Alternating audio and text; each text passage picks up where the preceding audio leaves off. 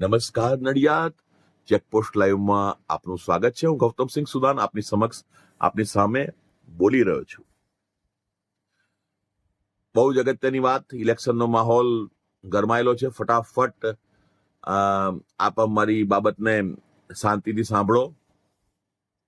ફટાફટ શાંતિથી સાંભળો.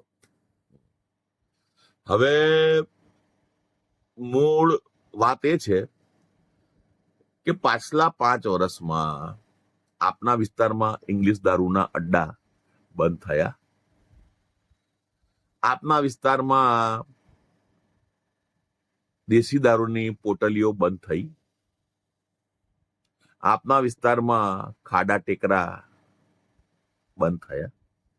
એટલે કાયમ ને કાયમ તકલીફ રહેતી હોય છે, બરોબર ને?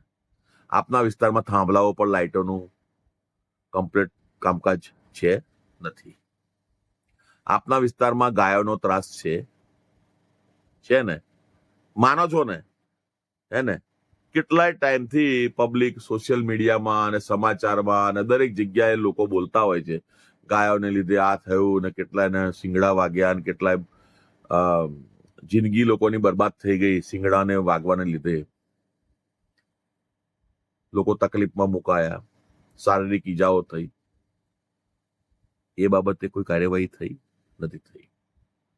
જ્યારે જીએચ સોલંકી પહેલા મ્યુનિસિપલ કમિશનર શ્રી નડિયાદ આવ્યા ત્યારે જાન્યુઆરી 2025માં 26મી જાન્યુઆરીએ અમોએ એમની એક બાઇટ લીધી હતી મહાનગરપાલિકાના ચોગાનમાં કે નડિયાદમાં ગાયોનો યક્ષ પ્રશ્ન ક્યારે ઉકેલાશે. ત્યારે તેમણે સામેથી મને એવો જવાબ આપ્યો હતો કે અત્યારે પ્રાથમિક તબક્કામાં મ્યુનિસિપલ કોર્પોરેશનનું કામ ચાલી રહ્યું છે. આવનારા તબક્કામાં અમે હવે ધીમે ધીમે આખા 28 ચોરસ કિલોમીટરનો વિસ્તાર આમ છે તેમ છે એ બધી વાતો કરી અને પછી કે જુલાઈ મહિના સુધી અમે એને સોલ્યુશન લાવી દઈશું. જુલાઈ 2025 ગઈ અને જુલાઈ 2026 હવે આવશે. એ મ્યુનિસિપલ કમિશનર શ્રી સુરેન્દ્રનગરના કલેક્ટર શ્રી બની ત્યાં જતા રહ્યા. એમની બદલી થઈ ગઈ હમણાં 15-20-25 દિવસ પહેલા. નવા આયા છે. અહીંયા કોઈ નવા નહીં એટલે અત્યારે તો ભાઈ ચાર્જ આપેલો છે. હવે એ તો જતા રહ્યા બોલીને કે હું 5-6 મહિનામાં કરી દઈશ, પણ હજી કોઈ નિકાલ આવ્યો નથી. તે સમયથી અત્યારના સમય સુધીમાં કેટલા લોકોને ગાયો દ્વારા ઈજાઓ થઈ, કેટલા લોકોને વાગ્યું, એ બધાનું એ લોકોનો ખર્ચો શ્રી મ્યુનિસિપલ કમિશનર શ્રી આપશે.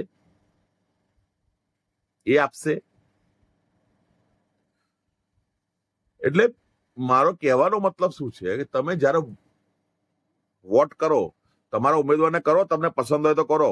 અમે આપણે કોઈને કહી ના શકાય કે તમે આને ના કરશો, બરોબર?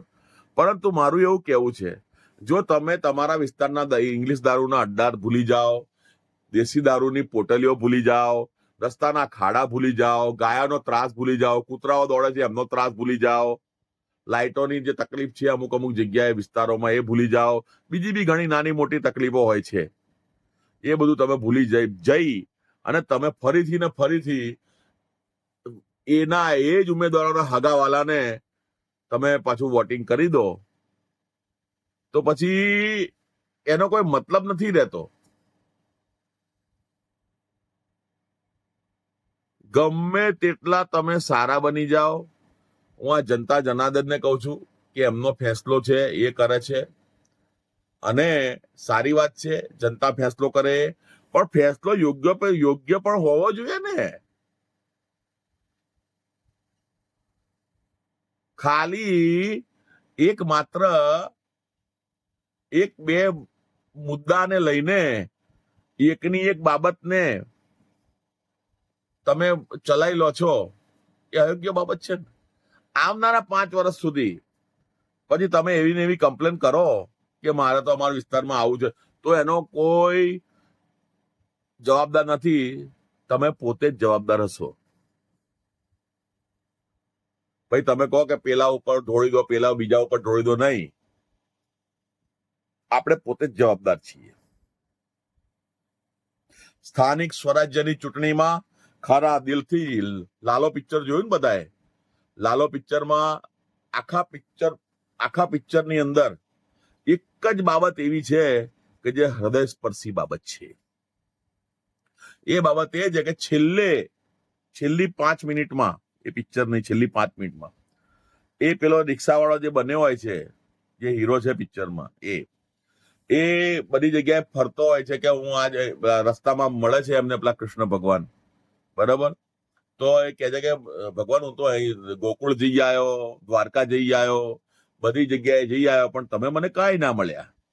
તો કે તે અહીંયા મને શોધ્યો, અહીંયા શોધ્યો હોત તો હું અહીં તારામાં જ અંદર જ હતો. આખા પિક્ચરનો સાર એક લીટીમાં છે. આપણે પિક્ચર જોઈ આવ્યા, પિક્ચર હિટ થઈ ગયું, પિક્ચરમાં આપણે ભજનો ગાયા, લોકોએ ડાન્સ કર્યો, ગરબા કર્યા, રાસ કર્યા, પણ તમે આ હૃદયવાળી વાત કે આપણી અંદર જ ભગવાન છે, તો જો આપણી અંદર ભગવાન હોય તો તમે કઈ રીતે આ ઇંગ્લિશ દારૂના અડ્ડા ચલાવી શકો છો, ચલાવી લો છો? ચલાવી શકો મીન્સ કે કહેવાનો મતલબ તમે શા માટે ચલાવી લો છો આ બાબત? શા માટે તમે આ બાબત દેશી દારૂના અડ્ડાવાળી ચલાવી લો છો? શા માટે ખાડા ટેકરા ચલાવી લો છો? શા માટે ગાયોનો ત્રાસ ચલાવી લો છો? શા માટે કૂતરાઓનો ત્રાસ ચલાવી લો છો? શા માટે? જો અહીંયા જ હોય, ભગવાન અહીંયા જ છે, પણ જો તમે એ લાલો પિક્ચરનો આ મુખ્ય ઉદ્દેશ છે એ તમે સમજી ના શકો તો તમે બીજું શું સમજી શકવાના? એની અંદર બધું આવી ગયું. જો ભગવાન અંદર છે તો તમે એ રીતે ફેસલો કરો ને, ઈમાનદારીથી. અહીંયા પૂછવાનું, જયારે વોટ કરો ને તો અહીંયા પૂછજો કે હે શ્રી કૃષ્ણ, હું અત્યારે વોટિંગ માટે આવ્યો છું, આદેશ કરો મને. હું ખરેખર ખરા દિલથી તટસ્થ થઈ બધી બાજુનું બધું વિચારી અને હું કયો રસ્તો અપનાવું, તમને જવાબ મળી જશે. જય હિન્દ, જય ભારત, આવજો.